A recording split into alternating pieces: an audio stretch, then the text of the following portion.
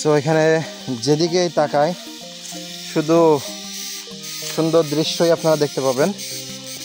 এক এক করে পাহাড়, আর আমরা এক এক করে পাহাড় অতিক্রম করে পৌঁছে যাব হচ্ছে টঙ্গাইপাড়া। আর সামনে আমাদের জন্য ওয়েট করছে ক্রিস্তং মাউন্টেন। চলেন দেখা যাক। এই যে এইটা আমরা এখন এই কাজু বাদাম ক্ষেতের ভিতর দিয়ে যাচ্ছি আস্তে আস্তে হেঁটে। এই দেখেন কাজু বাদাম, এই যে এটা হলো কাজু বাদামের ফল, এগুলো আর অনেক বড় হবে।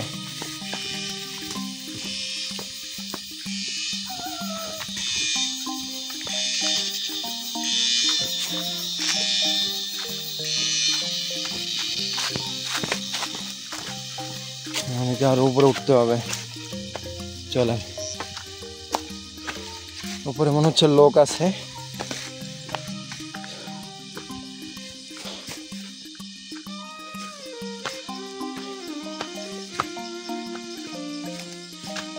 এটা কি দাদা ক্ষেত করা লোকের? সামনে মনে হচ্ছে লোক আছে। ও আচ্ছা আচ্ছা, ওই যে ওই ঝুলে ঝুলে আছে। চলেন এগোই।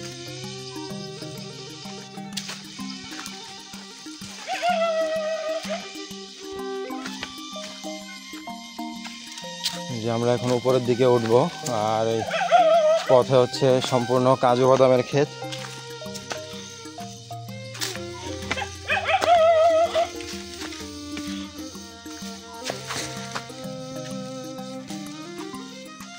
এখানে কিন্তু যে মহিলারাও কিন্তু এই উপরে পাহাড়ের উপরে উঠে কাজ করে।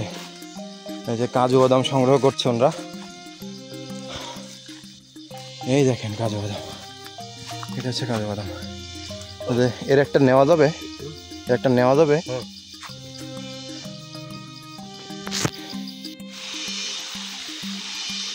এই দেখেন আমরা এই যে পাহাড় থেকে নিচে নেমে আসছি এখন। এই যে এটা একটা ঝিরি, এই ঝিরিতে এখন আমরা স্নান করব। দেখেন ঝিরিটা কত সুন্দর। এই সমস্ত ঝিরিতে কিন্তু গরমকালে পানি থাকে না। তো আমরা এখন এখান থেকে নেমে স্নান করে উপরে উঠব।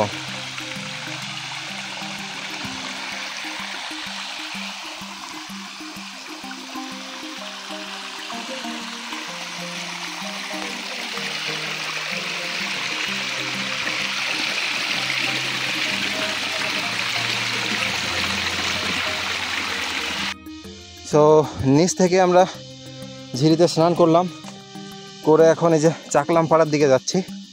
এটা হচ্ছে চাকলাম পাড়ার তরণদ্বার। আর এখন আমরা উপরে উঠবো। উপরে হচ্ছে সেই পাড়া, আর সাথে হচ্ছে দীপঙ্কর দা আছেন।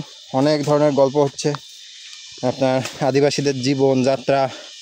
এখানে কাছের বাজার আপনারা অলরেডি জেনে গেছেন হচ্ছে দুশ্রী বাজার। দুশ্রী বাজার এমন একটা বাজার যেটা আমাদের সমতলের লোকজনদের জন্য কিন্তু পৌঁছানো কষ্ট, অথচ এই পুরো পাহাড়ি এলাকায় একমাত্র বাজার হচ্ছে দুশ্রী বাজার।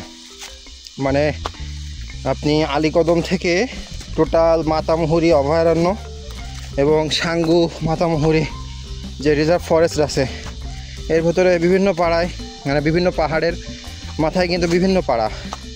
এখানে আমরা একটা পাড়ায় আসছি, চাকলাম পাড়া। ওই সাইডে ৩-২ পাড়া, টঙ্গাই পাড়া, মারমা পাড়া, এরকম অসংখ্য পাড়া।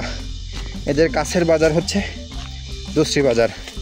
এবং এরকম পাহাড়ের উপর দিয়ে ২-৩টা পাহাড় ক্রস করে দিনের দিন দুশ্রী বাজারে গিয়ে জিনিসপত্র বিক্রি করা এবং সেখান থেকে প্রয়োজনীয় জিনিসপত্র কালেক্ট করা, এই সমস্ত কিছু কিন্তু করতে হয়।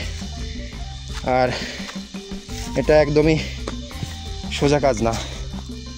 চলেন, আমরা অলমোস্ট পাড়ার কাছাকাছি পৌঁছে গেছি।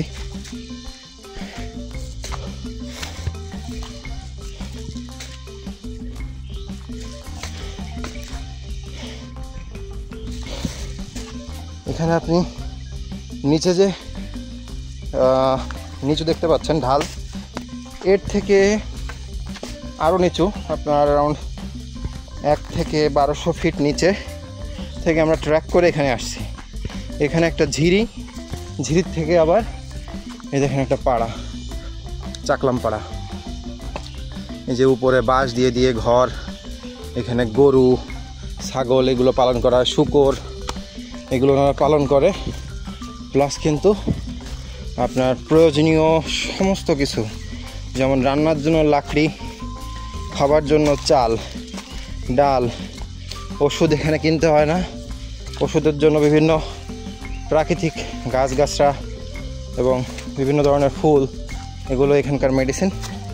ইনফ্যাক্ট আপনারা ভাবলে অবাক হবেন যে মাতৃকালীন প্রসবের টাইমে যে অ্যানাস্থেশিয়া দেওয়া হয় বা সিজারের টাইমে, এই অ্যানাস্থেশিয়ার মতন ট্রপিক্যাল জঙ্গলে অসংখ্য ফুল আছে যেগুলো অ্যানাস্থেশিয়ার মতন কাজ করে। সো এ ধরনের অনেক মেডিসিন আপনারা ট্রপিক্যাল জঙ্গলে পেয়ে যাবেন। আপনাকে শুধু জাস্ট চিনে রাখতে হবে কোনটায় কী কাজ হয়, তাহলে হয়ে গেল। যেমন আমার পা কেটে গেছে, আমি জার্মানির লতা, আর একটা লতা আছে স্থানীয় ভাষায় বল, ওটা ভুলে গেছি, বাট এ ধরনের লতা আপনি যদি পায়ে দেন তাহলে কিন্তু আপনার পায়ের ব্যথা পেইন অনেকখানিটা কমে যাবে। শূকর পালন হয় এখানে, হ্যাঁ, শূকর, মুরগি, ছাগল এগুলা।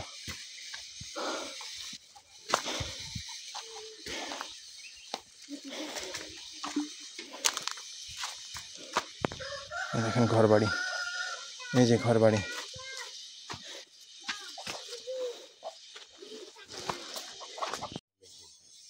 হ্যাঁ, এটা দিয়ে এই কাজটা খাচ্ছে। ও আচ্ছা আচ্ছা।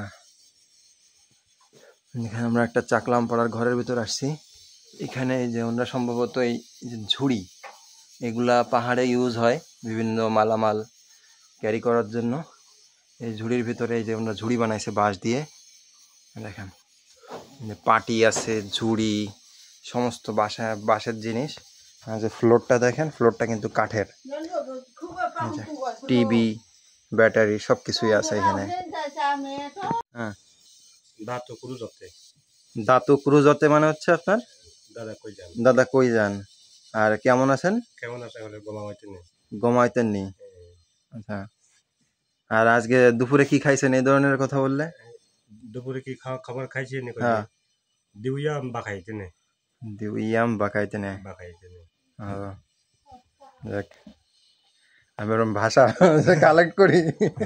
এর আগে মারমা ভাষা একটু শেখার চেষ্টা করছিলাম। মারমাদের ওই যে বর্ণমালা আছে না, বর্ণমালা শেখার চেষ্টা করছিলাম। ওই থাইল্যান্ড যাওয়ার প্ল্যানিং ছিল। থাইল্যান্ডে হলো মারমা ভাষা চলে, ওই জন্য ভাষার একটা থাকলে মানুষজন আরো বেশি অ্যাট্রাক্ট হয়। ওই জন্য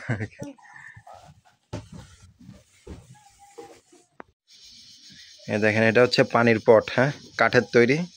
এই গরমের দিনে হচ্ছে পানি ঠান্ডা রাখার সিস্টেম। এই যে কলা পাতা দিয়ে আটকানো, সম্পূর্ণ প্রাকৃতিক। হ্যাঁ, দেখেন এখন আমি এটা দিয়ে জল খাবো। হ্যাঁ,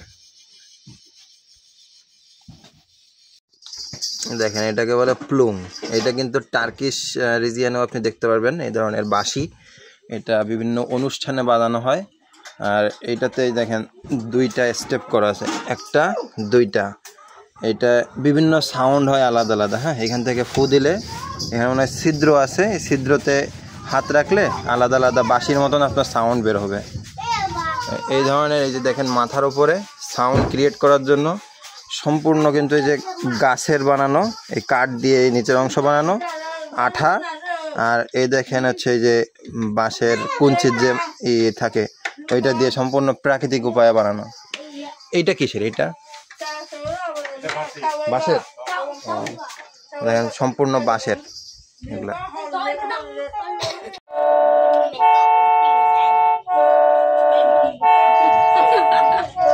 দেখেন দীপঙ্কর দা পুরো বাদ্যকার হয়ে গেছে।